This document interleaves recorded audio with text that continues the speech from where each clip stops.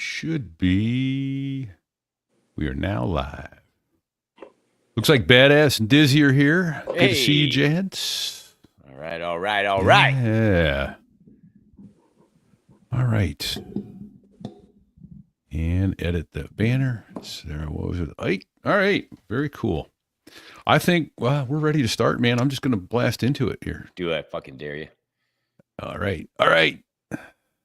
Just got to find the media. It's well hidden from it. They've put so much shit in here to make it hard to find now. It's not fun. Where's the button?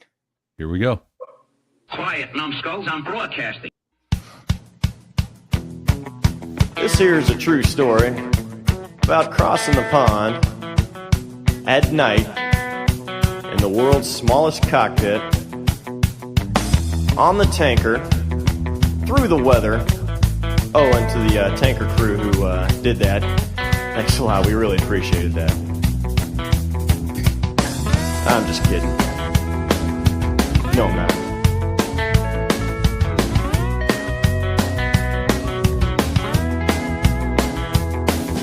Well, there I was, crossing the pond, and you could see that I wasn't exactly fond of all the... And so there I was, and I was crossing the pond over the North Atlantic in the middle of the night, and upside down and pointed towards the water. What? Yeah. Well, okay. Holy shit, I didn't see that coming, Ike. Well, you didn't because it was at the nighttime. And I have only myself to blame for it.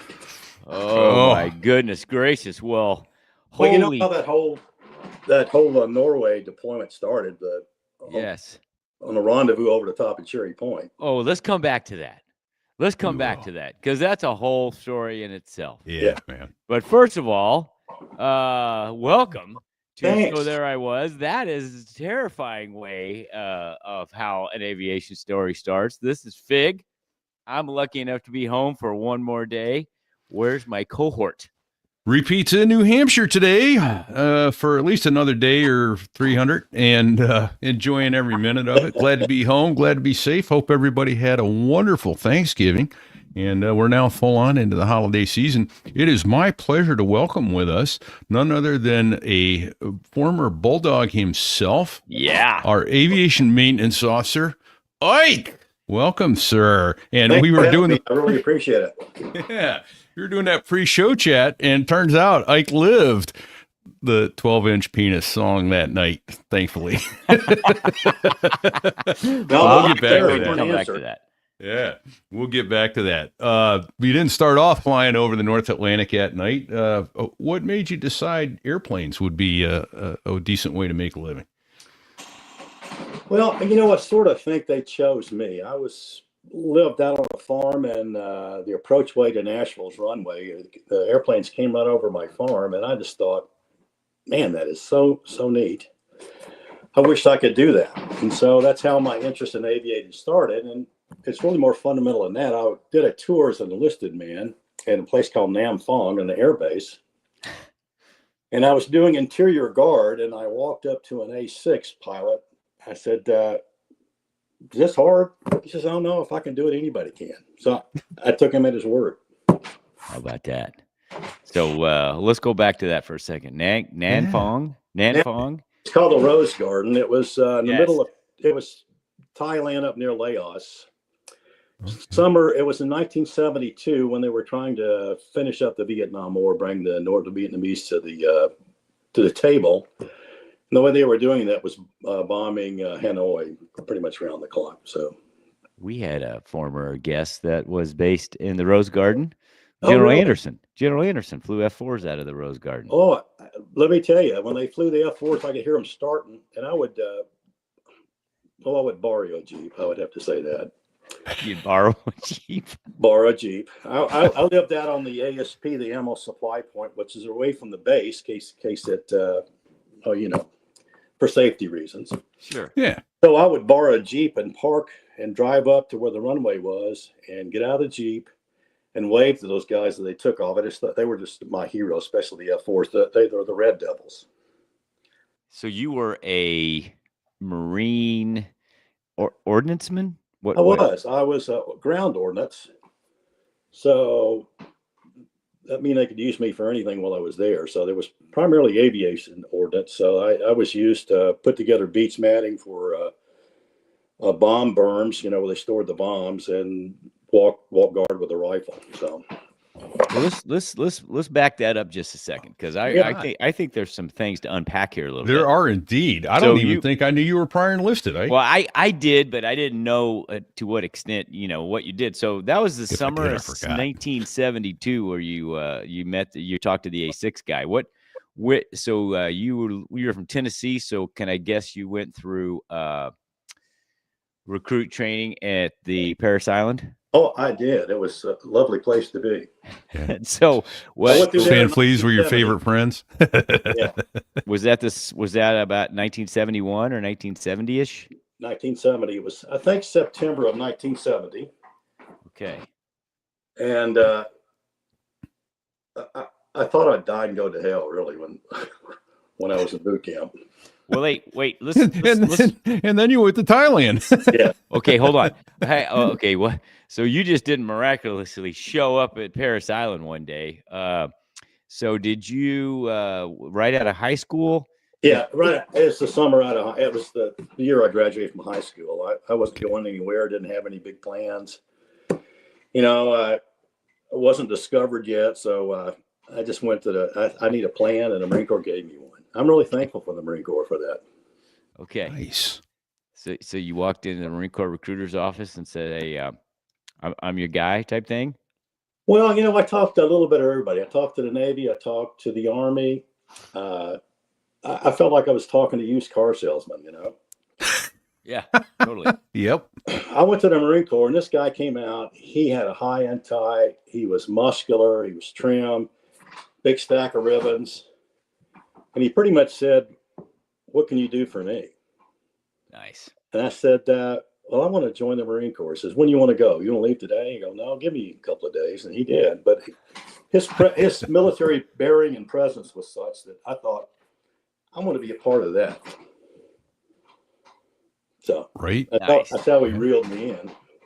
Well, the Marine Corps seems to do that. And there was a thing going on the other day about it. I don't know, it was one of the social medias, and it was talking about, the Air Force gets up there, Army gets up there, Navy gets up there, and they all have their PowerPoint presentations in the high school auditorium, and the Marine gets up there and looks around and says, "Yeah, I don't think I see no one in here join my Marine Corps. You're not good enough."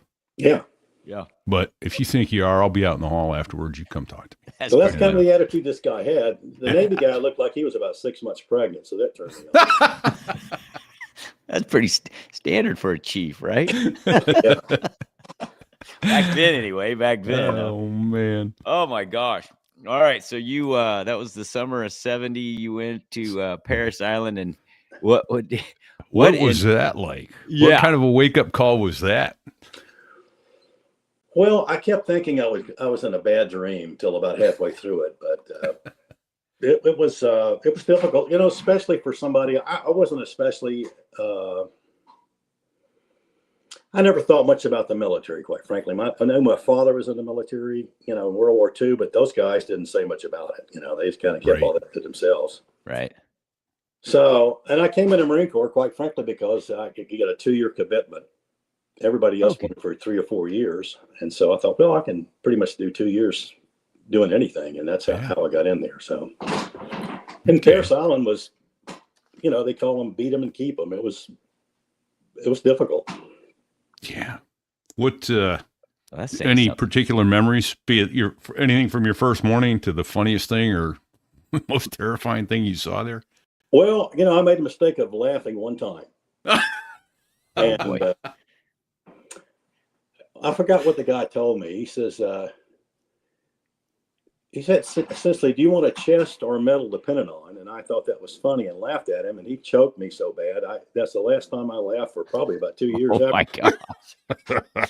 Yeah, that's about right. Yeah. Yeah. So that's that wore all the fun out of it. That's literally Army full metal jacket-esque, like no shit. Yeah, it was exactly like that. I mean, they one platoon a bunch of drill instructors in a different platoon. They all got relieved for physical violence. That's because they caught them. That was just what they did back then. You know, it was nothing to keep you up all night doing close order drill. Sure. I know nothing. Yeah. Where was your technical school? Where did you go after Paris? Virginia. I was at 2311. It was called an ordnance technician. It was about a 2-month school, and I really enjoyed that. You know, we learned about explosives, and if you wanted to blow something up, they taught you how to do that, or how to handle explosives and not blow yourself up. So I was kind of fond of that. Yeah, that's handy. It was a good school. Good safety tips there. Yeah. Keep all your parts. Yeah. So let's see, Paris Island, a couple months up in Virginia, and then I went to Camp Pendleton. Okay. For about a year. Then I went to Okinawa for about 4 months. Then I went to Nam Phong to finish out my tour. Then I came home and went to college. Okay. And college was back in Tennessee? Yeah, well, it's in Kentucky, Western Kentucky University. Okay. Hilltopper. And if my memory serves, psychology degree? That's right. I had a psychology degree and a political science minor, so I was doubly unemployable. Yeah. Yes. However, you could conversate. Yeah. Which I always appreciated. Yeah. You know, and really what I did there is I worked in a restaurant right across from an airfield, and I saved up about $100, which was a lot of money back then. Oh, yeah. And I went and took a couple of flight lessons just to see if I could do that. And passing out or throwing up or whatever. And so that's what convinced me that I needed to chart my path through aviation. And then was it PLC program that got you back in the Marine Corps? Or no, I just did the full, I think it was 12 weeks, the OCS. Oh, okay. With an I aviation. I should have done that. I didn't know anything about it in college. You know, I never saw a Marine guy there until I got ready to leave. Really? Yeah. I didn't have a recruiter there. Or if he did, I didn't pay any attention to him. Did you have a aviation I did. guarantee? I did. I tested out for that, luckily. So. Yeah. Well, and then I are familiar with that. You know, took the test, the diagrams, and all that business there. I think we've all done that. Sure. And then it was off. And it was off to the races. Yeah. So any memorable things pop out from your 12 weeks at OCS? Any good memories? I'm assuming as a previously enlisted Marine, you were leaned on heavily by your peers who had no military experience. Well, I had a bit of that, but I didn't mind that. I really didn't. And I used to tell them, you know, they would panic and stay up all night, you know, shining their canteen cup and all that stuff. And I go, hey, they're going to find something wrong with you. Get some sleep. That way you're going to be able to deal with it tomorrow. Because guys would stay up. I'm sure you saw that. Yeah. Polishing your brass, shining your boots, cleaning your rifle. I said, don't do that, man. They're going to find something wrong. You're going to be doing some push-ups, some Benson thrusts, any of that stuff. You might want to do it well rested as opposed to really tired.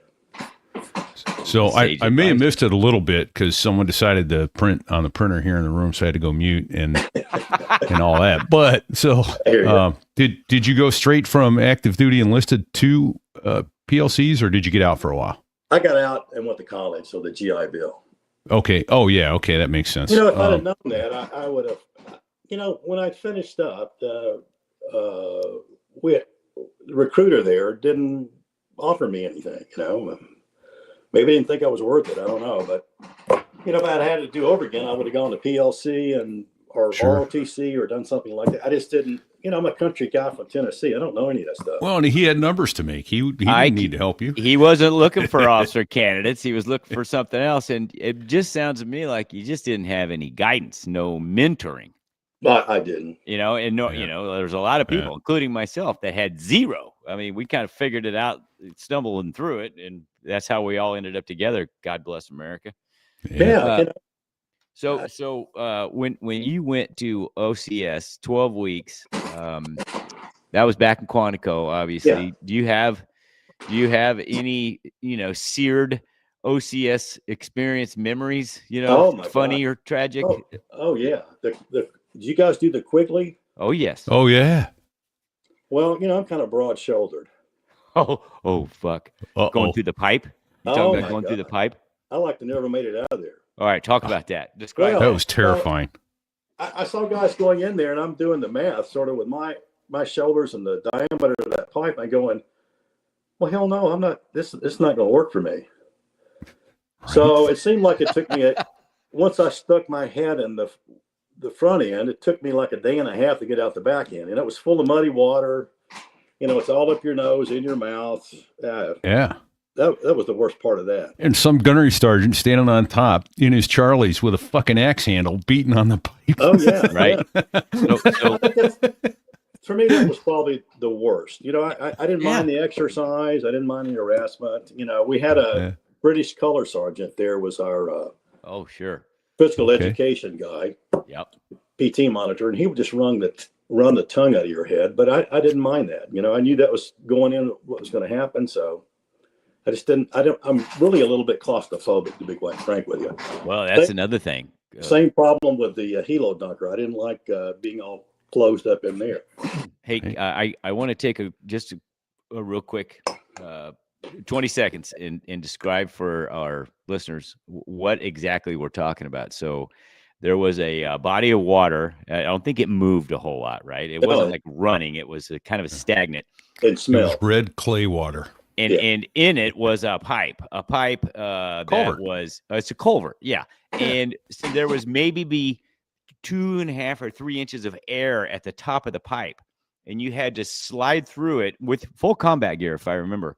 So you Yeah. had to hold your rifle up in the air, and you had to keep your lips or your nose up in the air as you were sliding on your back through this pipe. And I forget how long it was, but it like Ike said, it seemed I like think it was 1,000 yards. it seemed like it took eternity to get out the other side, and it Yeah. smelled sour water. Right? It was fucking horrible. And you're right, dude. If you had any claustrophobia at all, you because you get in that pipe, especially a big guy like you, get in that fucking pipe, and you tense up, so you swell up, and then next thing you know, you're like a clogged toilet.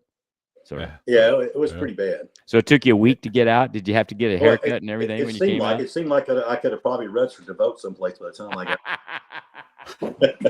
Hey, man. And if I recall, there was someone in front of you and someone behind you, too. Oh So yeah, that was the worst of it. Oh, I know. If the guy in front of you froze up, you were stuck.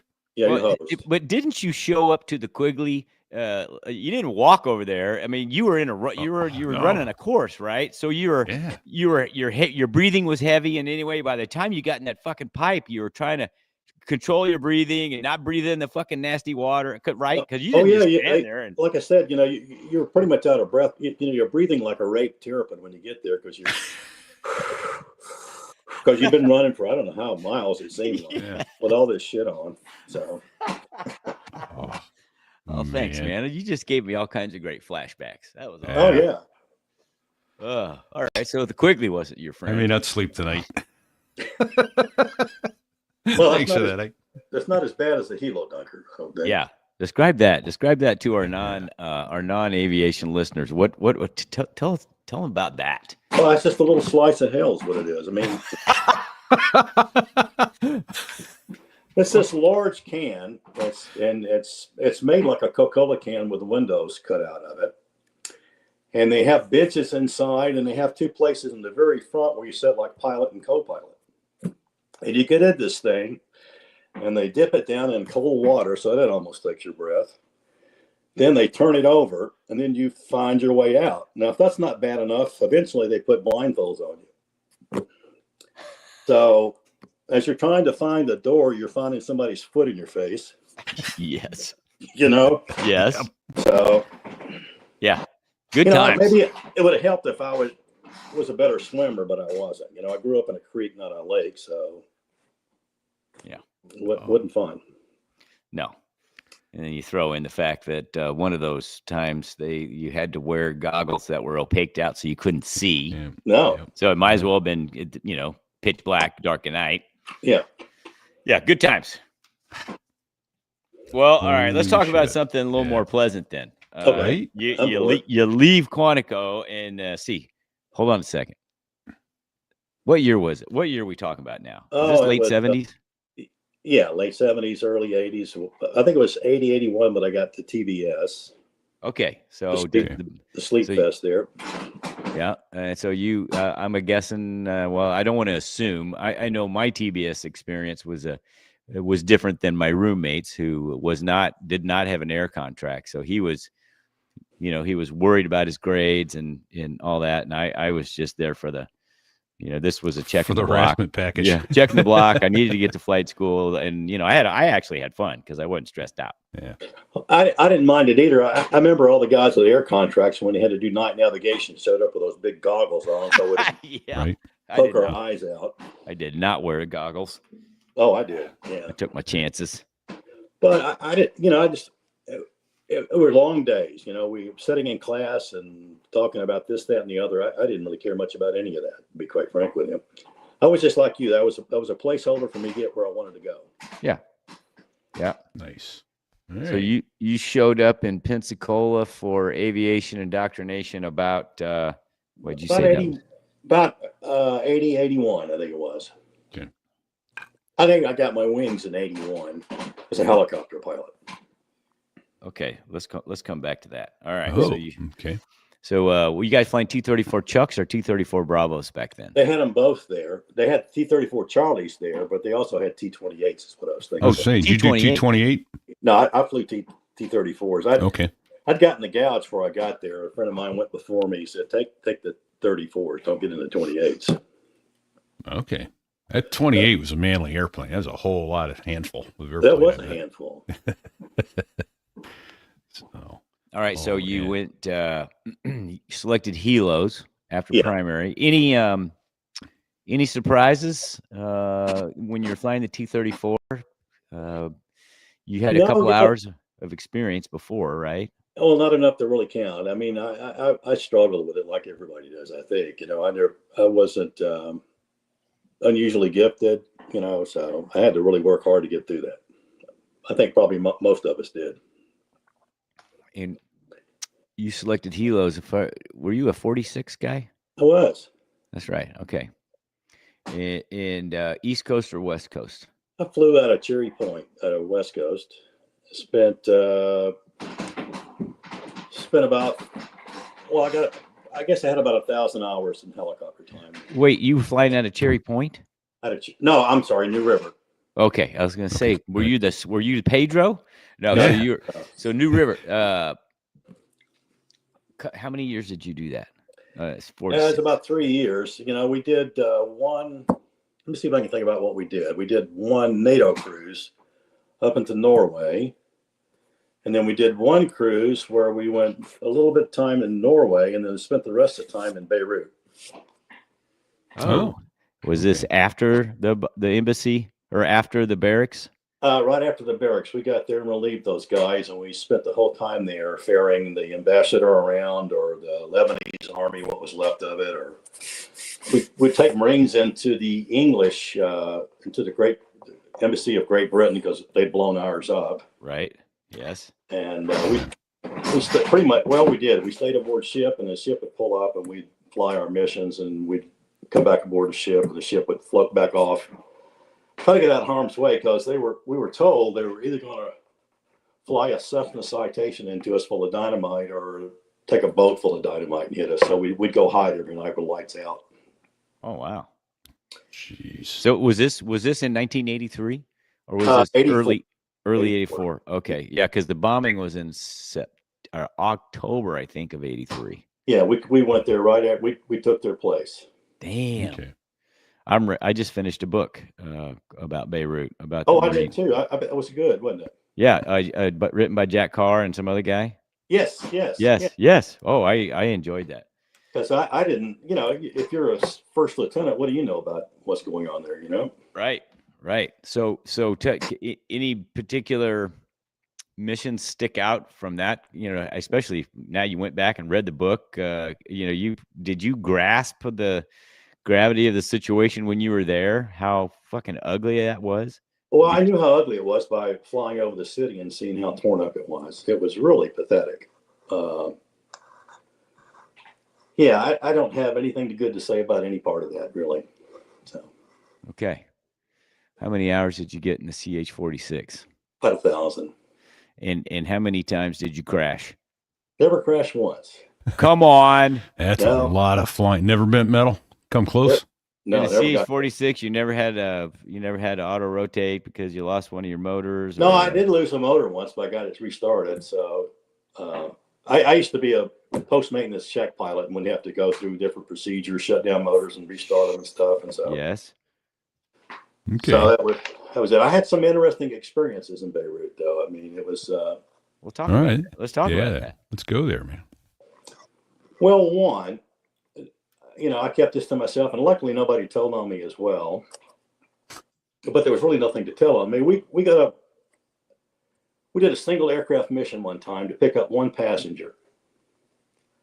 Okay. This is strange. I don't know. When we're going into the British Embassy to pick somebody up, and it's one passenger, and I'm thinking, well, okay, they don't tell you who it is. And I guess they don't do that because they don't want the other side, somebody to intercept it, to know who you're picking up and what the stakes are. So we get there and we land on a corniche right where the British Embassy is. There's the water on one side and the British Embassy on the other. And we're sitting sideways with the machine guns pointed out, so if somebody tries to take it over. And about that time, a black SUV pulls up, and people with guns start running towards our helicopter. Oh. And the door gunner on the side towards the British Embassy says, I'm going to fucking smoke these guys. Oh, shit. Yeah. And I go, wait a minute, let me see who's coming. Let me see if I can figure this out. And I told him not to shoot because the guys it was the ambassador who were picking up. They should have told me that, but didn't. You think? And the guys that were running towards us was the embassy security guard. And I realized they all had sort of military haircuts, and they had on chest protectors and a tweed coat. They always kind of had a little bit of a uniform on and jeans. And I recognized by their haircuts they weren't Lebanese or Hezbollah or Hamas or anybody like that. So Man. I almost had the distinction of killing the ambassador to Beirut. Holy shit. Oh man. So you picked him up and Oh. did you take him back to the ship or did you haul him around? We hauled him around somewhere else. It was too dangerous to really travel much in the city, so we would haul him to different places. I think we may have taken him to the Ministry of Defense that day, which eventually got overrun too. And so every time we would take something, they would take the Muslims would take it over. They eventually took over the whole city. Was that rare to do single ship mission? Yeah, that should have told me something. Yeah, right. Okay. You think that would be the time they'd have, Cobra escorts or something? Well, they had Cobra escorts, but they kept them offshore. Okay. They made this deal with the Ministry of Defense not to bring gunships inside because they thought that might be aggressive. Oh. So we used to say we're unarmed and unafraid. So Yeah. No sense being aggressive when people are shooting at you. Well, You might piss them no. off. what sense would that make? Okay. Wow. What else about Lebanon sticks out in your mind? Hey, Well- what ship were you flying off of, by the way? The Nassau, USS Nassau. The Oh, yeah. nausea. Okay. All right. Y'all been on that? Yeah. Well, I qualified on it. I landed on it several times. I didn't spend any time on it.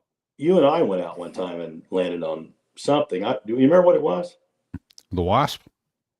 No, I landed on the Wasp and got stuck there for 3 days. Well, I did. One of those times that we all got got our box renewed for carrier call was it was a Nassau. Okay. Okay. I don't remember those anymore. I remember the Wasp and Pope. The Pope was in the tower. You remember Yeah. Pope? The Pope was Sorta. the LSO for us. That Okay. Do you remember what I did? I do not. Do you? Do you remember what you did? Yeah, I did. The captain requested a flyby. Yes. Do you remember that? Well, I so think he already left. if it's the so I did one as well. Pope asked if I would do Okay. a morale pass for the troops. Okay, we both did one then. Yeah, but we went back single ship. Yes. So I really don't know. So let's Oh, what I do. I went below the deck and I tried to pull up at the very nose, and I thought by doing that, the thrust would throw water up on the deck. I don't know if it did or not, but then, right when I pulled up, I thought, this is probably a bad play for a major, but I did it anyway. And did you ever hear any repercussions? No, I never did. So Yeah. the captain kept it to No. himself. Probably told everybody else to do that as well. So Yeah, we'll I didn't. thankful. I didn't either.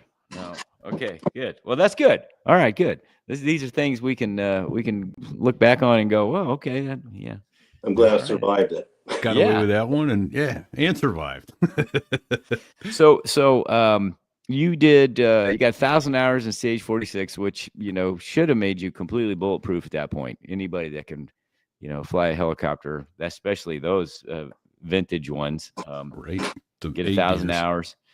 Post maintenance check, pilot stuff. Yeah, not What was the closest you came to bending metal in a 46? every single flight, probably. Well, come yeah. on, look, it's Well, shit spinning around different directions, and the only time I really got in trouble flying 46s is I was flying with a friend of mine, and we were flying over Camp Lejeune, and we saw this little hole in trees. And I bet him a beer that he could put that in there. He couldn't put that in there without hitting a limb with a rotor.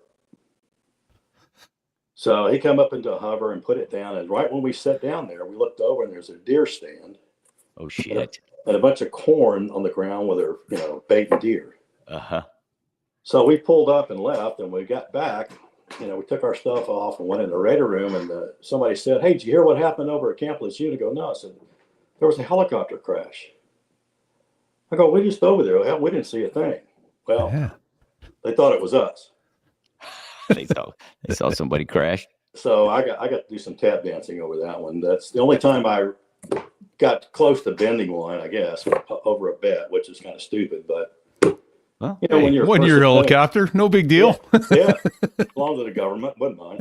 it was paid for. It's Right. not like they're still making payments on it or something. Yeah. Exactly. Those are free. Oh man. So no, I never bent one. Oh, I did bend the back end one time. I did a 2-wheel landing at CAX. All right. Okay. It wasn't CAX. It was in WTI. They had that big mountain thing up there where I put some facts up on a mountain and had to do a 2-wheel landing, and it slid off and tore the back off. But that's the only time I bent one up. Hold on a second. You Yeah. breezed by that really fast. Intentionally. You Hey, said it doesn't count because it was a CH-46. Yeah, no, hold on a second. So I get it. You're landing with the rear wheels on something so that you could get some facts up on a mountain. And the nose right? is flying. Yeah, The nose is two fine. facts up for WTI. I just said, "Hey, would you mind putting us up on this little mountain?" I go, "Yeah, no, that's not a problem." In fact, they asked I wasn't flying aircraft commander that day. They asked somebody else to do it. He says, "No, I won't do it, but I bet this guy will." I go, "Yeah, I'll do it." So Another got up title. there, I I had bet this everything- guy will. I had everything stable, and the rocks came out from under me and it slid. So it tore up the back ramp would come down. Yeah. Yep. Just put some dents in there, kind of tore it up. Was That was it. Nobody said anything. I You feel pretty good weren't, about that. you weren't by chance the individual that set the toilet on top of Picacho Peak down there in Yuma, were you? No, I didn't do that, but if I'd have thought of it. Okay. Well, I mean, that was the Picacho Peak was one of the Yeah. entry points to all those VL VR. routes that started with Yeah. 15 or 1600. Somebody said, there's a toilet on top of that. And I'm like, bullshit. And I went by real close. I'm like, son of a bitch, there's a toilet sitting there. I'll be damned.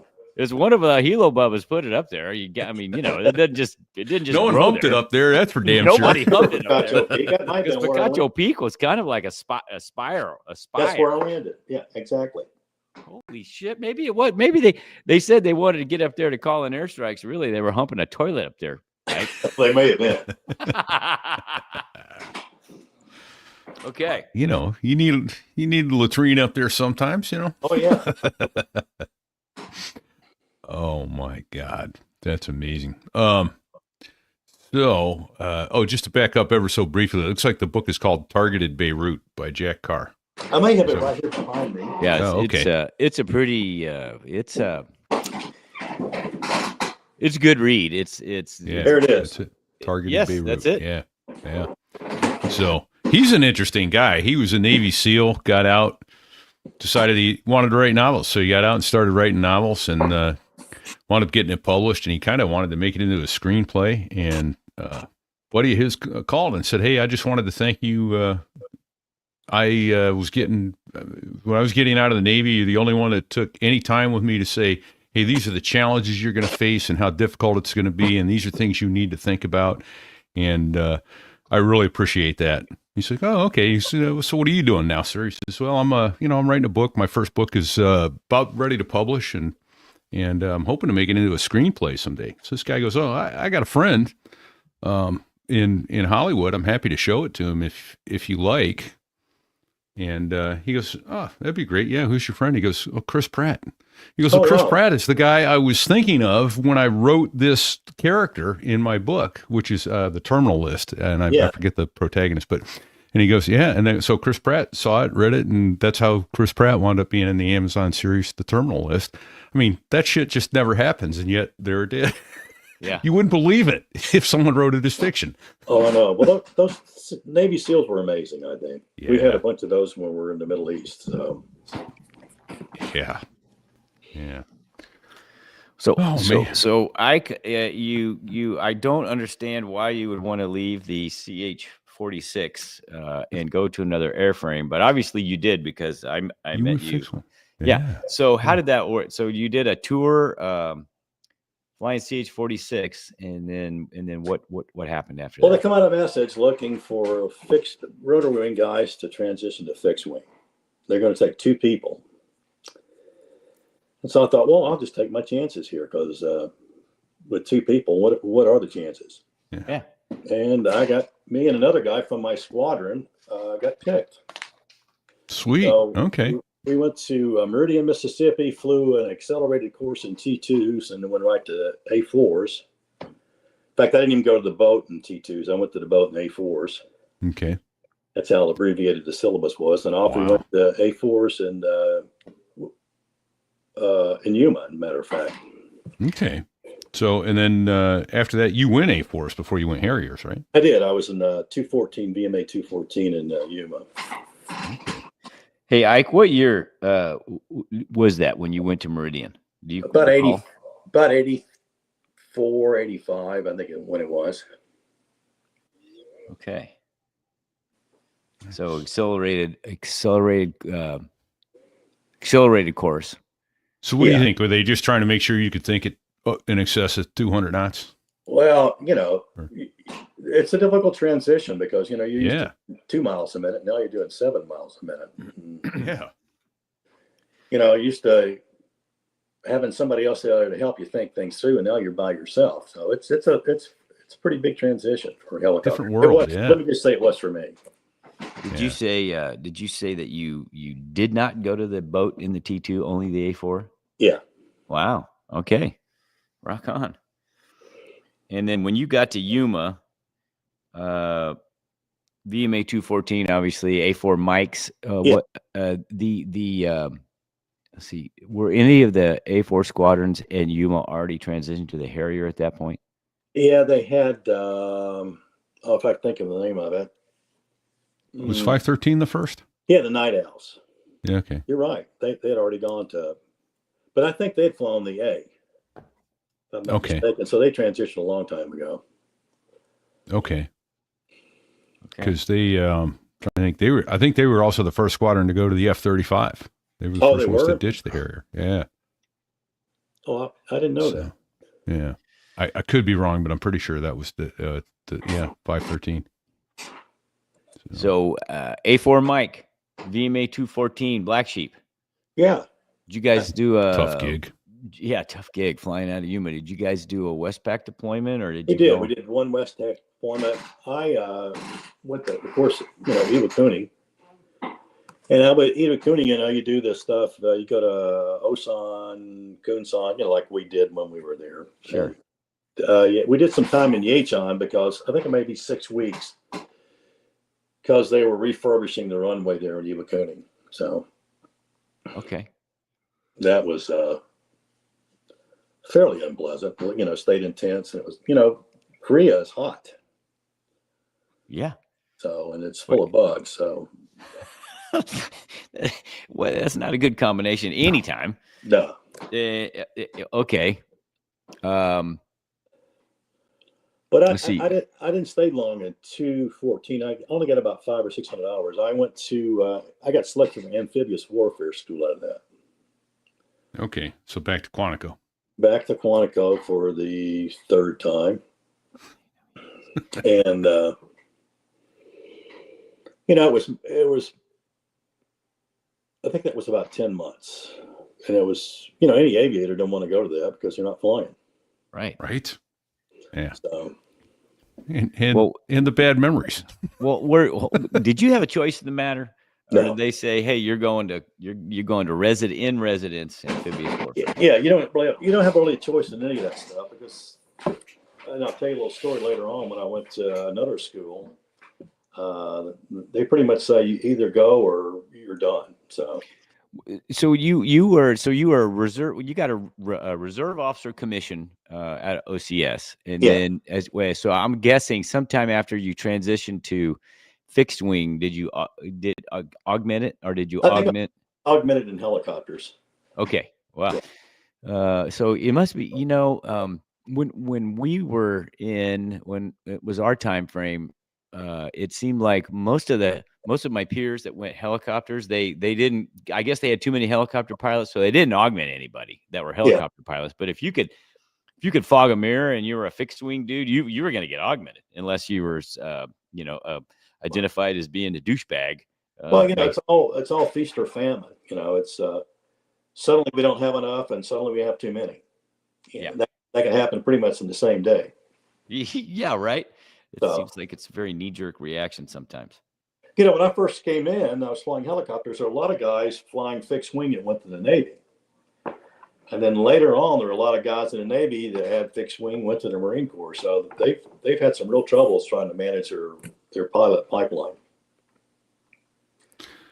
Which is that's manpower in the Navy and Marine Corps is always amazing. They can see about 4 inches in front of them, and then that's it. The accordion that they create. Well, that's on a good day. A lot of people get lost out on that. A lot of good people. Yeah. Well, It's horrible.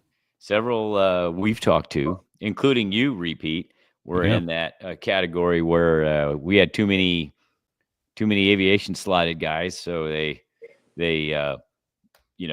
nammy whammied some guys to get rid of them, and other guys like Disco and Strut, they got out of TBS, had to go do something else for a year or two before they could go to flight school. Oh, I remember that. I had a little bit of period of time of that too. About 6 months, I sat in a chair at Quantico and did absolutely nothing. I was in some sort of financial office. I never knew what they did. They didn't know anything about me. I just sat there and stared at the walls. Was that before you went to flight school? Yeah. Yeah, after TBS? Oh, okay. Well, you'll like this. I got stashed. I got stashed for about 3 months in between the basic school and Pensacola. But I was stashed. They thought they were doing me a favor, which I think they did actually. Amphibious? No, what AWS? Command and Staff. I was stashed at the Command and Staff College, specifically in the Aviation Instruction Division. Yeah. So there was a second lieutenant.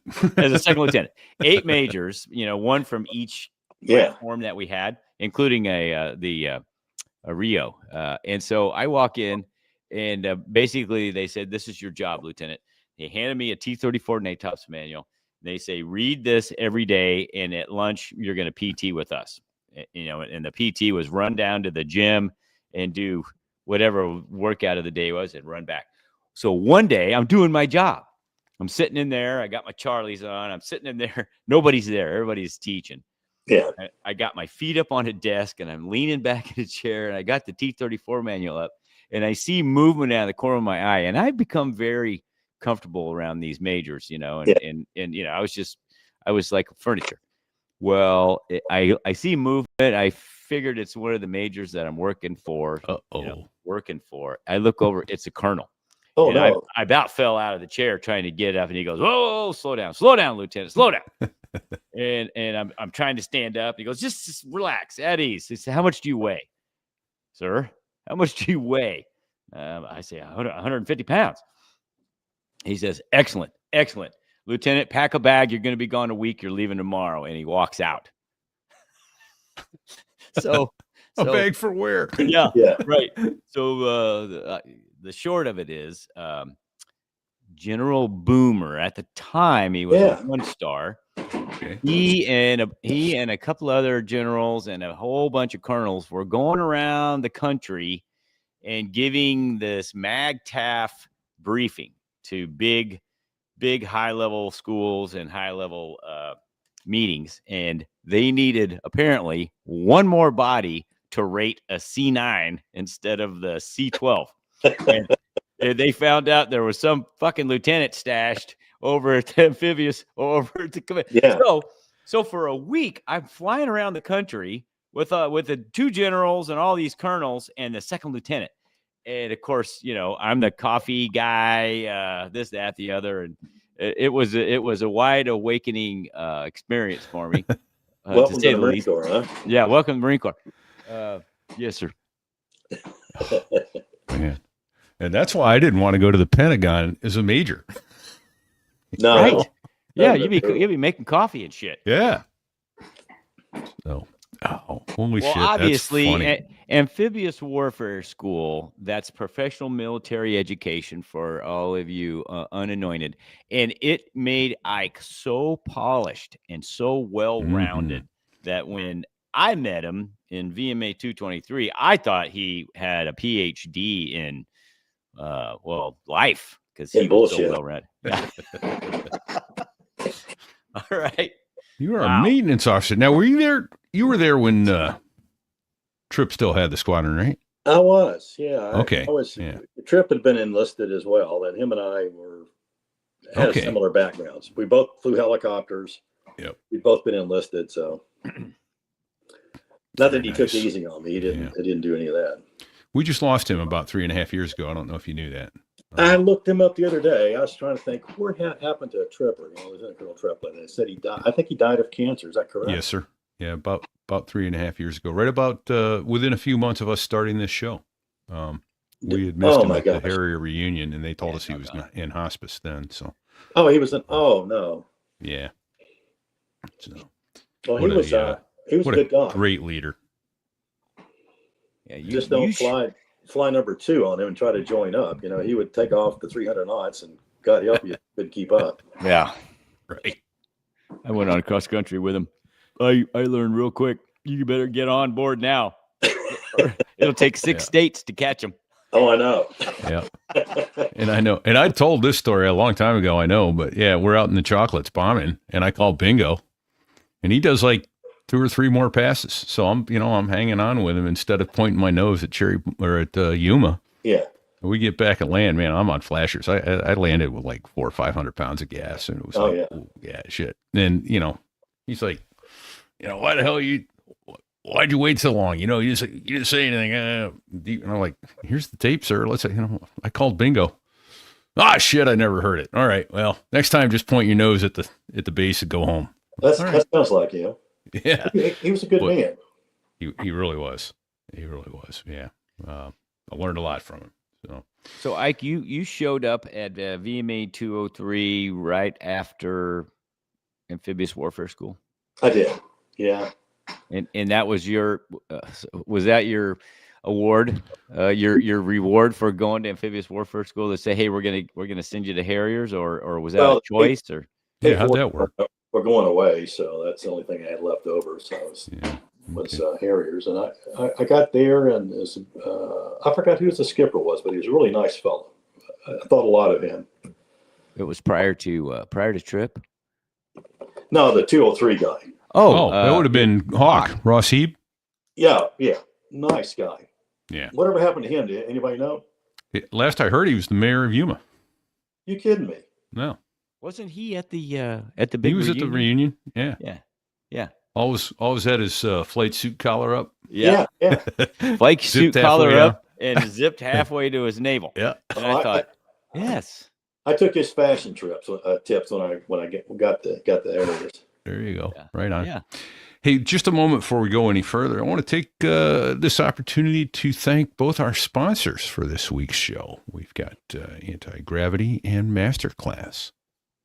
So we can pause for a minute. You guys okay? You need a break or you want to keep going? I could get a quick refresh of my refreshment. Yeah, I could use a small break. All right, let's do that. And of course, I have no way to pause the stream, so we'll just have to let it run. I will play some music for everybody while we do that. Okay, thanks. So, yeah, Hey, bud. here we go. I want to land on a carrier. I don't want to land on a carrier. Yeah, right. Well, Be in play. I think I had. There it is. Here it comes. Oh, I wish I had a gun just like the A-10. I'd be happy as a baby in a playpen.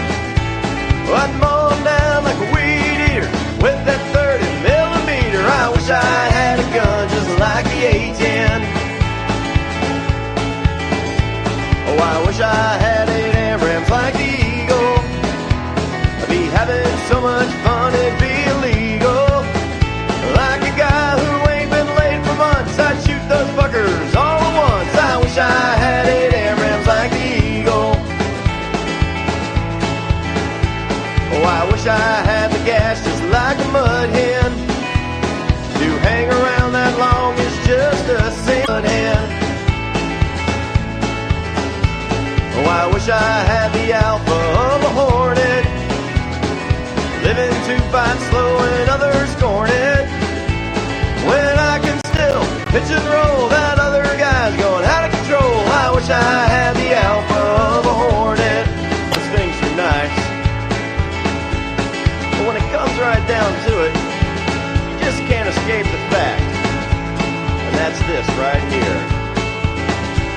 Yeah, all you fuckers wish you flew the Viper, probably since the time you wore a diver. Oh, we do, yeah, all you fuckers wish you flew the Viper. 'Cause we're single seat, multi-roll, we can fly right up our own asshole. Yeah, all you fuckers well.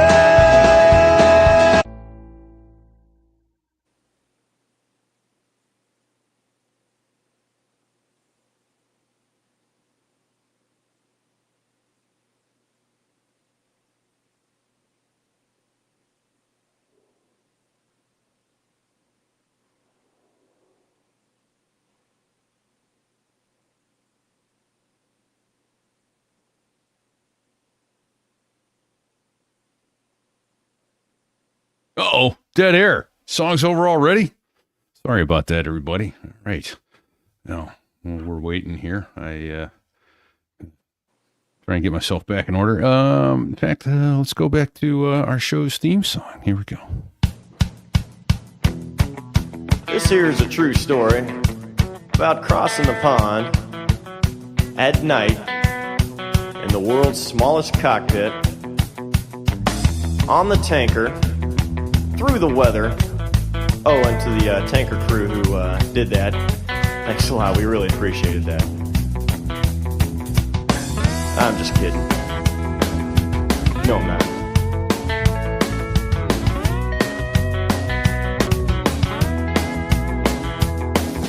Well, there I was, crossing the pond, and you could see that I wasn't exactly fond of all the shit I was wearing on that day. Now an F-16 is cramped enough, but it's even worse with all that stuff supposed to save your life. But we knew there was no way. 'Cause when you're going down the North Atlantic, man, it's over. It's over. Now about 4 hours into the flight, well, I got a little nervous because it was still night. I'm on the wing of the tanker, man, and I got a piss. I got a piss. So I started fucking with the Started fucking with the jaws of death. Oh my, that poopy suit. Yeah, that was horrible. That Yeah. was horrible. Oh It's man. wonder we were dehydrated. You know, you couldn't carry enough water to keep yourself hydrated on those long No. flights. No, it was yeah. And then when you did, you were miserable anyway because you had to piss Yeah. so much. So oh shit. So yeah, I guess when we get back, we'll talk more about when Fig gets back. We'll talk more about going from the A-4 to the Harrier Okay. and all that. Is that something you wanted to do? Is it? Oh yeah. Whatever you do. okay. How am I doing? Am I boring you guys? No, this is fantastic. This is fantastic. This is good shit, man. Single engine, single seat attack pilot.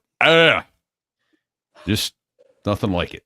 Well, you know, there's no slack in light attack. Right? I got a patch that's under my bar right here that says single. Let's see, where is it? Single. If you ain't attack, you support. Oh, here it is. Single seat, single engine, single radio. F it. Stay single. Sage advice. Right? Exactly. So, Oh yeah. Well, All right. Well, so thank you very much to Anti-Gravity and Masterclass both for bringing these shows to you. Appreciate that. So, Ike, yeah, you went from the A4 mic. Well, let me back up before we go to get into the Harriers. Was there any particular fun in the A4s? You ever tickle the handle? Do you ever come close to giving one back? No, I didn't. I got really close to the ground a couple of times. You know, I think we all do, doing 10-degree dives. Right. And one time I did an aileron roll on low level, and I forgot I had drop tanks on, so that was pretty colorful. But other than that, you know, it was pretty uneventful. did you guys fly that thing very often without drop tanks? Yeah, quite a bit. I bet that thing was a rocket ship without. It was, you know, if you're light, you could go vertical because it had, I forgot, I think it weighed 11,000 pounds or something, and the engine put out 11.2 or something like that. So Yeah, so you had a lot. You had a lot of performance. Shit hot.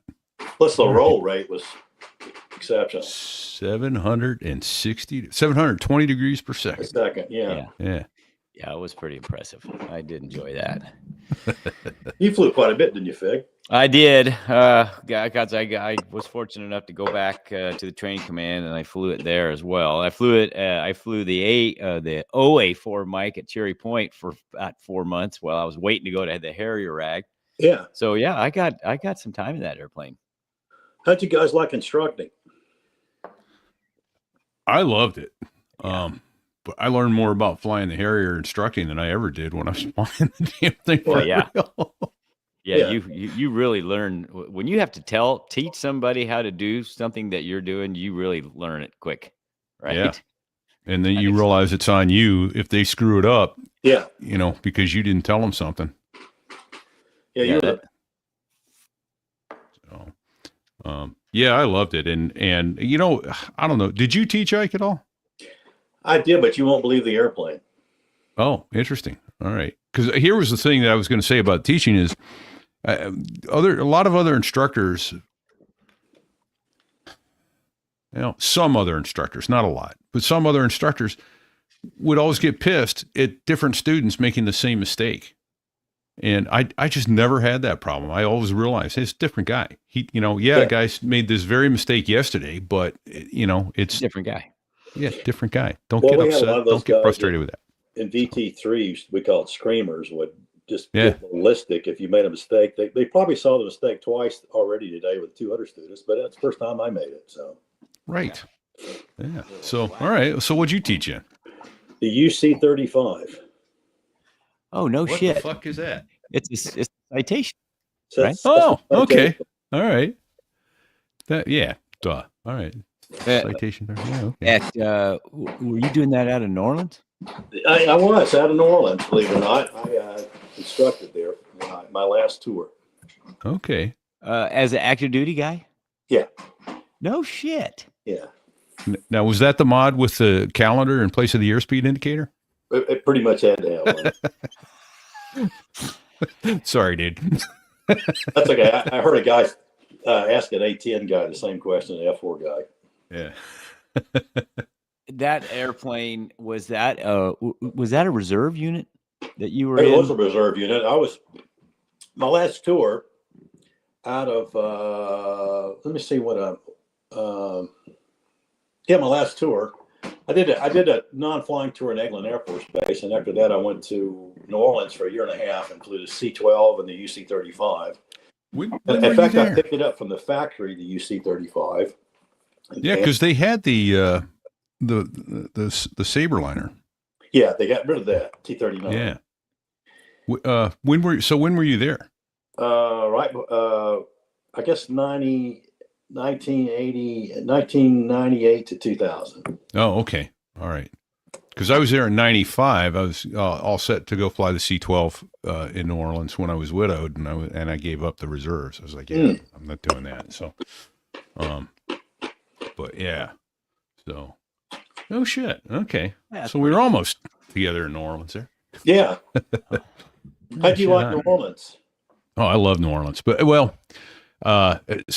in fairness, I have a lot more experience there than just that. I moved there when I was 12 years old, Oh, okay. and so I was very familiar with that part of the country and the food and the fun and all that stuff. And to this day, I love New Orleans. I never want to live there again, but boy, do I love visiting. It's great to visit. Yeah, Agree. yeah, good stuff. So, well, shit hot. All right. So, well, let's get back then to so aileron roll on a low level. Oh, that was just something foolish I did. Yeah, I'm glad I never did anything foolish in an airplane, Yeah. but I hear it's bad. Yeah.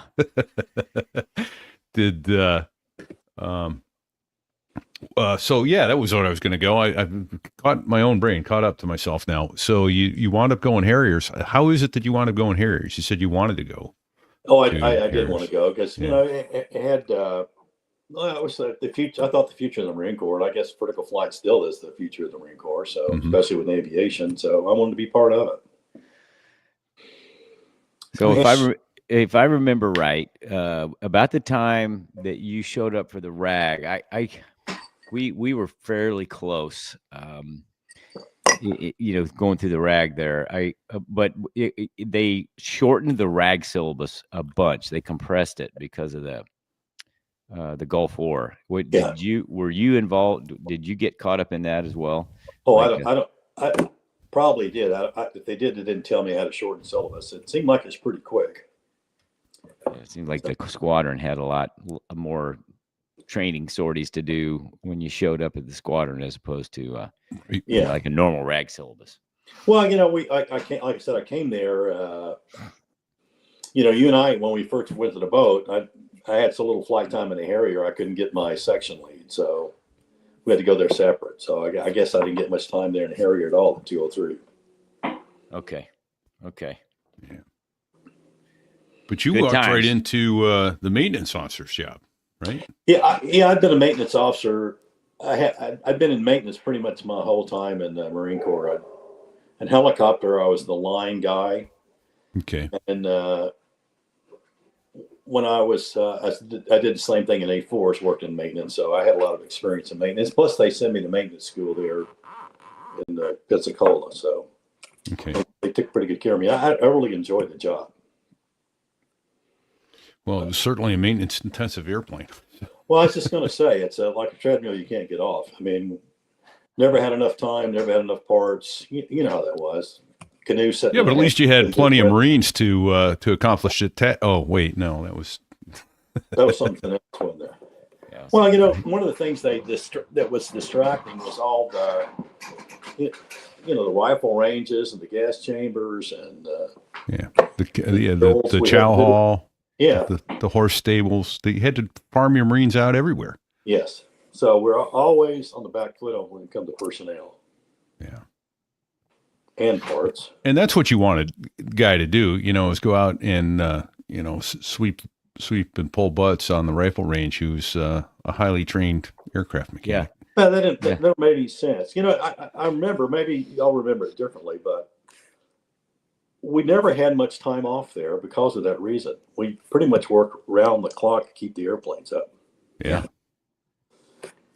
And I remember I told the guys if they did something, they'd get the weekend off. And Triplet told me we had to work the weekend, and I told him, no, I've already promised people off. So him and I butted heads over that, but he relinquished because I'd already made the promise. So good for him. But we just worked guys into the dirt, it seemed like. Yeah. Yeah, I can concur with that. I do remember that. I was at one point the was it hydraulics, metal, corrosion control guy, Mm-hmm. and I remember that. Oh, you worked for Ike, didn't you? I did for Okay. for a while. Yeah. And that was rough. You know, you go. He was a prick, I know, but No, not working for Ike, but okay. the schedule those are maintainers. The 9 to 5ers would come in and leave, and then the night shift would show up, and that shit just kept going. Well, I know they call it day shift, stay shift. Yeah. They just wouldn't go home. Sometimes Yes, we're so shorthanded, but I enjoyed the tour there. I really enjoyed the squad, and I thought we had a really unique bunch of people there. Yeah, I did too. It was good seeing everybody a couple weeks back. Now, let's reattack this. We were deploying to Norway for exercise, right? Yes. And can you kind of walk our listeners through that setup? Because it wasn't like a normal. We weren't leaving at high noon. No, we left at 12 o'clock at night. Yeah, and you remember the reason? Yeah, because they wanted to land in Norway in the daytime, and I just thought, oh my God, how foolish can that be? I know, right? I know. And do you remember? God forbid you be well rested when you take off. And I know. So funny you bring that up. There was the second air delivery group, second ADG. They were the ones that were responsible for getting us over to Europe. Yeah. And it's a big Air Force operation, tankers, big heavy tankers. And they came and gave us this brief about, how, the routes and the frequencies and how it was going to go, contingencies and whatnot. And that we had to meet them off the coast of New York. Yeah, Plattsburgh. At like midnight 40. Yeah. 1 and 30 seconds. And then we were going so that we couldn't be late because we barely were going to make it to Oslo before the sun went down. I mean, we were getting there after sunset, but we had 30 minutes, right? And then I remember it was like, but because we were taking off totally behind the clock, the Air Force was, they gave us, half the guys got go pills and half the guys got a placebo, and they were doing a study and wanted to see. Do you remember this? Because I don't remember that part. I remember I didn't take anything. So they gave us this kneeboard card every time we tanked. They wanted, after we were done taking, they wanted us to fill out this card. It was level of alertness, and it was like 4 questions. I wasn't part of that, I don't think. Okay. Well, I had definitely the placebo because I could not keep my eyes open at one point. I kept not, banging my head off the. Well, I remember on the back channel we was playing Trivial Pursuit for a while to try to keep people awake. Yeah. So. Yeah. Well, can you? So, how was it that you ended up? Well, actually, let's go back to the departure and join up, because that was exciting. Yeah. Were you part of that? I was on the ground marshaling for takeoff when you guys were overhead trying to get joined up on this. You heard my profanity? Yes. Yeah. Well, here's my side of it. I'd gotten orders to the Naval War College, and so skipper said, you'll come along as -4, and nothing for you to do. I know you're getting ready to move and all that stuff. I said, okay. So in the brief, I hardly paid any attention. I know I was going to join up dash 4 and off I'd go. Well, when we got out to the airplane, he couldn't get his started, and he passed the lead to me. Awesome. Yeah. So I said, okay. So I just completely changed the whole brief. I said, here's what we're going to do. I'm just going to take off, and I'm going to fly a great big circle over Cherry Point, 30-degree angle of bank, 250, come aboard. We'll press northward there, because I knew he was going to meet the tanker out at Plattsburgh, New York, I think is where it was. All right. Okay. And they did a real good job with their joint up. You remember them coming, and we're coming at them. They made this big slow turn, and we wind up right behind them. Oh yeah. Yeah. They're good. That was exceptional. Well, I had 3 guys joined up, and one guy come at me barreling like a banshee, and I had to pull up really hard. And I said some profanity on the radio, like who in the hell was that? And who answered was the skipper. I'm shocked. Yeah, Shocked to find gambling in this casino. Yeah. So that's how I started it out. And I felt bad about that. I shouldn't have used profanity, but it was a little bit alarming. But he fucking scared you. Yeah. Yeah. Yeah, I It thought was like all a shoot. over there. A shooting star went between your formation. Did you watch it? I saw it from overhead. I mean, you guys were overhead, and I was Yeah. watching. I heard the excited radio calls, and I see what looked like a shooting star going through the formation. Yeah. I think I said, who the fuck was that? Yeah. Yeah. So, anyway.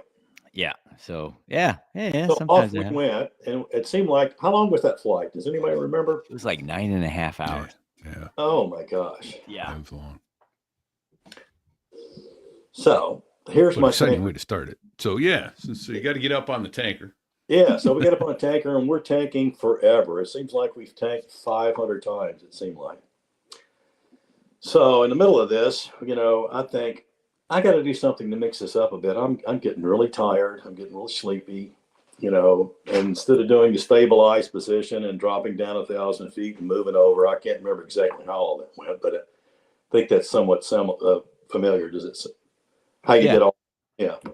I thought, I'm going to start, and I'm going to make a real gradual arc, and I'm going to, you had to put your probe out on this side over here with the little switch, and when I get right behind the drogue, this is going to be coming out right at the time I touch the drogue, and it's just all going to be one beautiful ballet. I blew off all the procedures we're supposed to do to entertain myself. Real selfish thing to do, but I did that. So as soon as I started to make this real gentle arc, I hit the jet wash of the KC-10. It flipped me upside down and pointed my nose right towards the North Atlantic. And I'm really thankful it didn't shut the motor down, because I thought it was such a violent, I didn't know it was going to be that violent, but it felt like it ripped the tail off. Oh.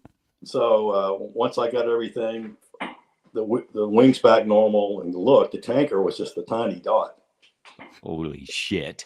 So I had completely fucked that up. So I had it full power, and I'm surprised somebody didn't say, "Hey, Ike, where are you? What are you doing?" But nobody could see me, and I was the last guy to come off the stabilized position. Yeah. So everybody else is just flying their self on the wing over here. Uh-huh. And I'm like that coyote in the commercial cartoon. I've got full power. Trying to catch them. Trying to catch these guys. And I thought, I'm never going to do that kind of shit again. I'm cured. So that's my tanker story. Well, the upside is you probably had enough adrenaline. You weren't sleepy the rest of the night. I don't think I slept for 2 days. And I had a similar experience. Well, it wasn't that bad, but we went to from Wake Island going into Iwakuni. Right. Was a long leg and really nasty weather. Yeah. So we got up on a tanker there, and we went through such nasty weather that I just found myself underneath the wing of the tanker, and I had 3 guys on my wing, and I could see the wing flexing, and I thought at some point it's going to come down and hit me in the canopy. That's how much it was flexing. Oh boy. And and it would, and a tanker that big would disappear for 2 or 3 seconds with that close. That's how bad the weather was. Yeah, it was Yeah, I'm thick, sure right? y'all been there. Yeah. So, thinking that song about the tanker that's not fun. No. No. If you had to guess, when you finally got your wings back underneath you and you looked up and the tanker was just a little dot, Yeah. how far, how much altitude do you think you lost? Oh, I don't know. I was looking up at it, so I just put my nose on that light on his tail light Just go- and went full power. So I lost quite a bit of altitude. So I was upside down and the nose, I'm looking like this at the Oh my gosh. water. That's terrifying. And at night with a HUD, I mean, That's although I mean the HUD is a beautiful thing. There's no Yeah, doubt it's- about it. If you It's read it really right, you're good to stupid go. on But my part. I just got bored and Yeah. trying to keep myself awake. And that's whenever we went to the Simmon airline and did unusual attitudes, I go, Oh yeah. okay, I Yeah. think I've done this before. Yeah, I've been here. been there, done that, got the T-shirt. Not Yeah. a problem. So did it ever did you have a debrief in your mind? Well, whilst you were digging the nose out of the North Atlantic, you were thinking, there's probably a reason why we go to these different positions before yeah. we take. Learn that the hard way. I should have been smart enough to figure it out, but once again, I'm ex-enlisted in helicopter. I got to learn everything the hard way. Oh my gosh. And I'm really surprised. I was pretty disciplined as everything else. I'm really surprised I wanted to do that, but I just want to say, I'm just going to see if I can put the basket out and put my prog out right when I hit the drogue, Yeah, and you just have this one big fluid motion. well. And I had that. There was some beauty. There was some beauty to the efficiency of it in your mind, I'm sure. Yeah. Well, I'm glad it all worked out. Obviously, it did. Yeah. And we have a good story for it. Yeah. Well, I'm not proud to tell that, but I do have a story about it. So Yeah. did you go after? So you went to Naval, or you went to Newport. Yeah, That's a year-long school, right? it was. It's not an easy school. It wasn't easy. A lot of reading. It's kind of funny. We went there. The Army, Navy, Air Force, everybody was there. And first day, they give you the books. And they're up this high. Oh, sure. Like Air Force flight manuals. Yeah. And I'm sitting there looking at my books, and I hear this guy go, hey, Marine. I look over, and I see this Army guy. He says, it's only a lot of reading if you do it. I said, okay. I think I found a friend here. Oh, that's funny. And you got a advanced degree from that school, yes? I got a graduate MA degree from it. Well, that's outstanding. Well, Okay. And it obviously polished you a little more and made you a much more well-rounded Marine Corps officer, right? it kept me out behind tankers for a while, so I guess that was good. So did you go back to a Harrier squadron after that? I did not. I went to Eglin Air Force Base and worked on the staff there for about 3 years, and then I went to New Orleans and finished up my time. No, actually, I'm lying. From Eglin, I went back to Iwakuni. Oh, my no goodness. kidding. All And right. with OPSO a year there. At the station? Or Yeah. at the group? 12 at the group. Okay. OPSO Mag 12. Okay. Yeah. So they did you get to put your hands in a Harrier then? No, I got to fly the C-12 while I was there. The Harriers were no longer there. The permanent thing there was the F-18s. I'll be damned. Okay. So And that was an unaccompanied tour for a year? yeah. Okay. Did it look Oh, just like sure. it did when we left it there in 92? There wasn't any change at all, except I don't think I ever went to Mr. Lee's. I can't No. remember. And I Well, think I've given that up. You needed to have slats with you to go there, Right. because he had a thing for I got slats. trained for free there. Slats with me. Yeah. Or Miss Taiwan Boogie, Turner's wife. Oh man. Oh, too funny. So how many hours did you wind up with you said about 1,000 in the 46. Yeah, I wound up leaving there with a little over 3,000 hours and everything, I think it was. Okay. Maybe just a little bit more, but I never really kept much track of it. I had several non-flying tours. Those sucked, huh? Yeah, what was that staff? What was that? So why a staff tour in Egland? That Marine, what's a Marine Egland. doing down there in Well, Air Force it Base? was an all services staff, and they're looking at making it a seamless battlefield, air battlefield. It was called ASIT, All Services Combat Identification Evaluation Team. And what it looked for is how to prevent blue on blue kills, because they had some of those in Desert Storm. Yeah. And I was brought in as an air to mud guy because they wanted to expand it from air to air to air to mud to ground to ground. So they brought in me, and they brought in some Army tank guys and Army infantry guys. And we expanded their exercises to include air to mud assets and ground to ground assets. That's what I was doing here. So, we put on a big exercise every year. We let the PhDs distill the data, and I would go on a briefing trail to tell people what the outcome was, which can be pretty uncomfortable. Okay. Because you're Tell going them to the about that. Yeah, Yeah. What do you got to tell? What do you tell the bad news to whom? Who are you talking to? Well, 3 if you have stars, to 4 stars? tell, an Army guy or an Air Force guy that their baby's ugly, they don't take that in good spirit. Yeah. Gee, I don't understand why. Yeah. Then after that, I went to New Orleans and finished up my time. And Well, that's probably a good way to finish up. Right. it was Fourth Ma. a good finish up. I flew C-12 and instructed in the UC-35. We would Nice. take reserve guys come in and give them they'd go to Flight Safety International at Wichita, Kansas, and then come to us and get a few hours of flight time. Off they'd go. Now, did you take did that unit send guys like I got a buddy Sinbad, he was on our show, Steve Center. I was on one of my C-130 deployments over in Afghanistan, and he came through. He was flying out of Qatar, out of Al Udeid, Qatar, Yeah. in the UC-35. Oh, he was? Yeah, but he was in the reserves at. Yeah, I think it was primarily a reserve airplane. So would they send just bodies over there and keep the airplanes there, or would they take the airplanes back and forth? Oh, that was after I left, so I don't know how they were doing it. I suspect that it would put together a detachment, and trade places with people once they spent their time. Yeah, I there. bet they do. Moving those airplanes, tough to do. Oh, it's Yeah. Takes a couple of weeks in that airplane. Well, I remember we might have to have him back on. He told a Yeah. story about taking an airplane over there. They had a full mechanic with them, Oh yeah, a contract mechanic to go along with them, and yeah, it was several legs and not very. It wasn't a leisure trip. Let's put it that way. well, I did that with a C-12 going from Iwakuni into Thailand. Did kind of the same thing. Several legs, had a mechanic with us, 4 or 5 guys. I think there were 3 pilots. And that was a station C-12 down to Thailand. Was it Yeah. for an exercise? Were you Yeah, we there? did Cobra Gold.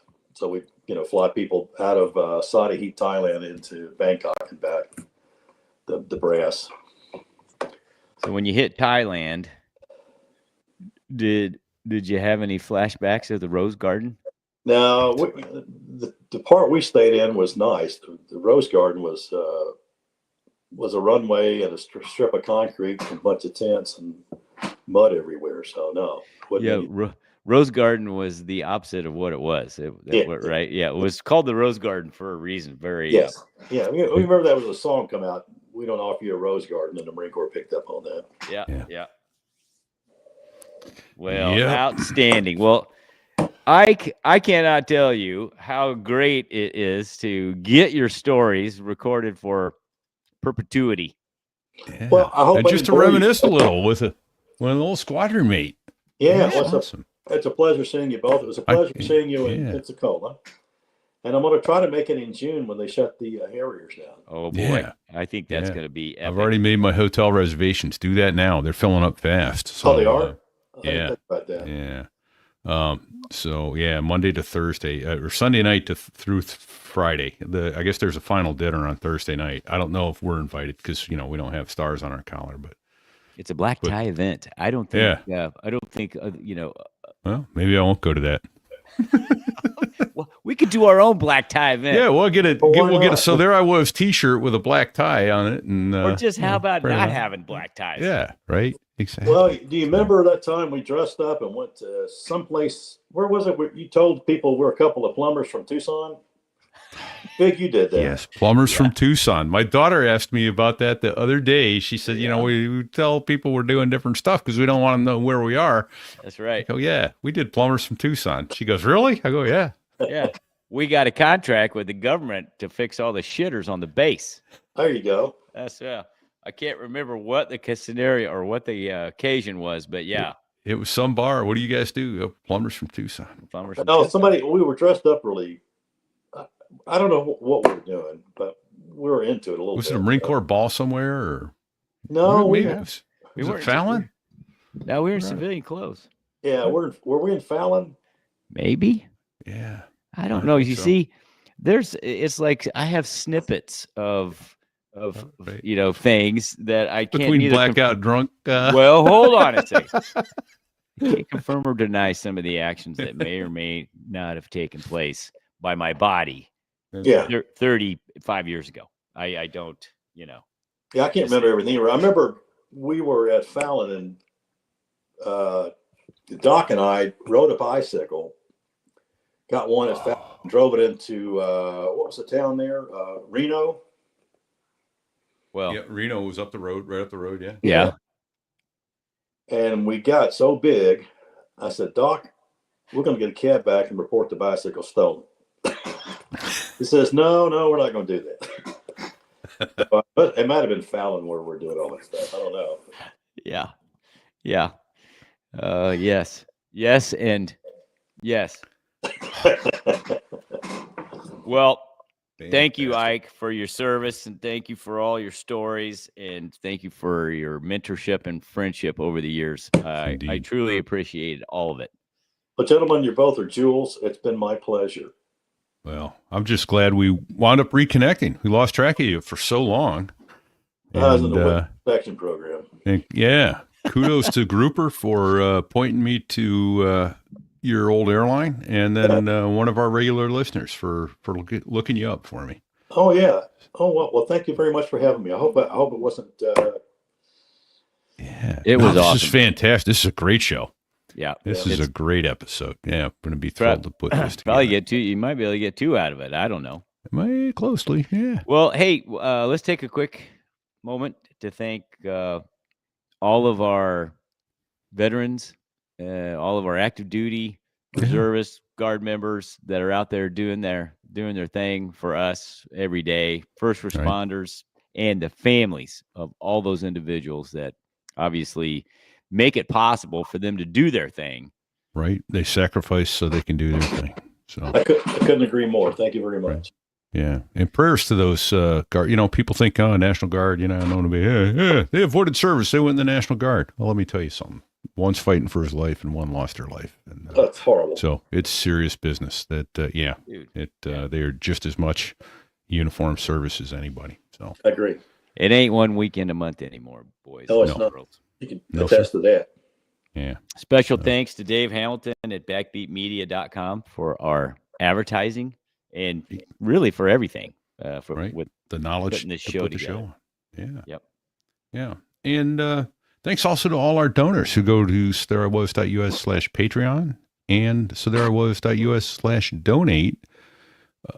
Throw all sense of financial responsibility out the window, crack their wallet, and give us money so we can bring these stories and shows to you. We are grateful to you for your generosity. We don't understand it, but we are humbled by it and are thankful for it. So thank you. Yes. Hey, I know it's not bikini season right now, but It's it is where giving I'm season. going. Tomorrow, I'm going to where it's going to be 85. Nice. Undisclosed location somewhere south of Mexico.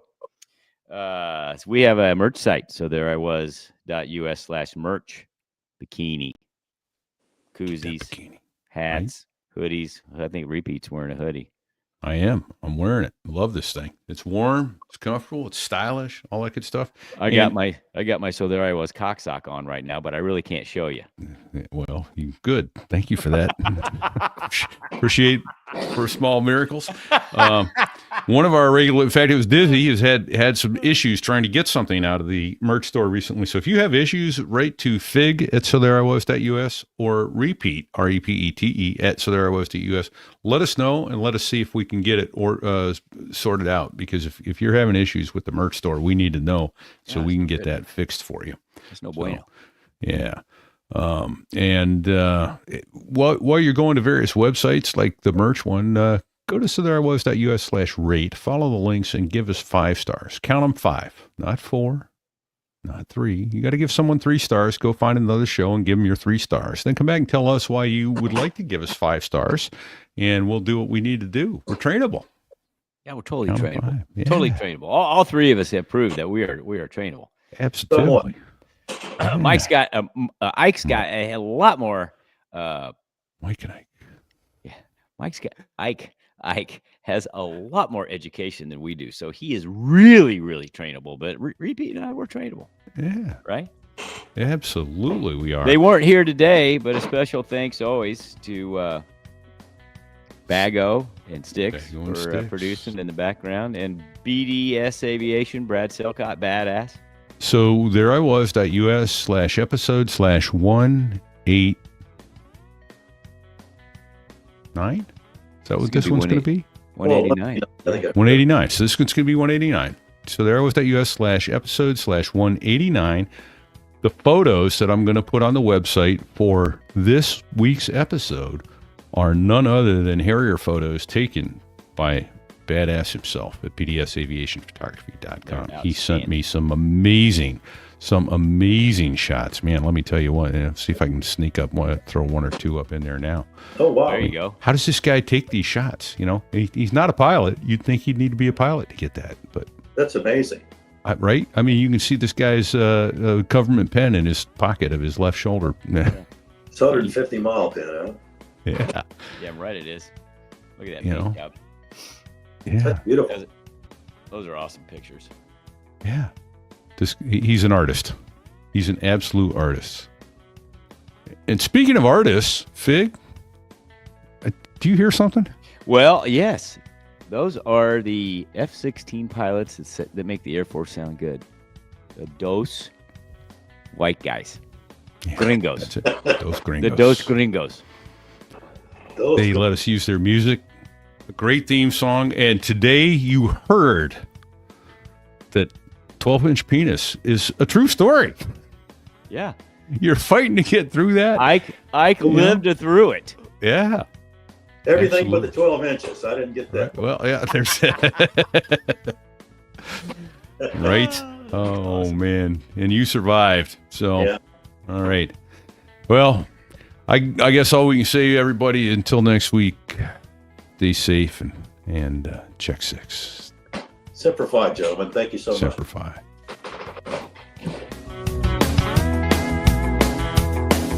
Well, there I was, crossing the pond, and you could see that I wasn't exactly fond of all the shit I was wearing on that day. Now an F-16 is cramped enough, but it's even worse with all that stuff supposed to save your life. But we knew there was no way. 'Cause when you're going down the North Atlantic, man, it's over. He said what? He said it's over. I have to face stupid reality again. And we are out. Fantastic. 133.30. So, and Ike left us. I He's think around he there just- somewhere. He stood up, dropped the mic, and left. At least he didn't drop something. Well, I'm glad did you brief him to leave it on? That way we can get. Yeah. the download. So, in fact, based on that, I'm going to go ahead and kill the live stream here, everybody. Dizzy badass, Dizzy. Blah. Yeah. Tongue Greg twister. Thornton, that's great. Greg Thornton says he can attest. It's only a lot of reading if you do it. F8 Cotton. Yeah. And then let's see. I thought I saw someone else here too. Drill Pickles here. Yeah. Pickles aboard. So bunch of the regular listeners. Appreciate you all being here. Thanks, gents. Yeah. We're gonna go ahead and end the stream so we can get this thing producicated. So take care, everyone. Have a great holiday season. We'll be back recording more before Christmas, I'm sure. Talk to you soon. Oh, we need to do a hangout. We'll figure out a hangout before Christmas. What do you think, Fig? Yeah. Yeah. I like We'll make it that so. idea. All right. Take care, everyone.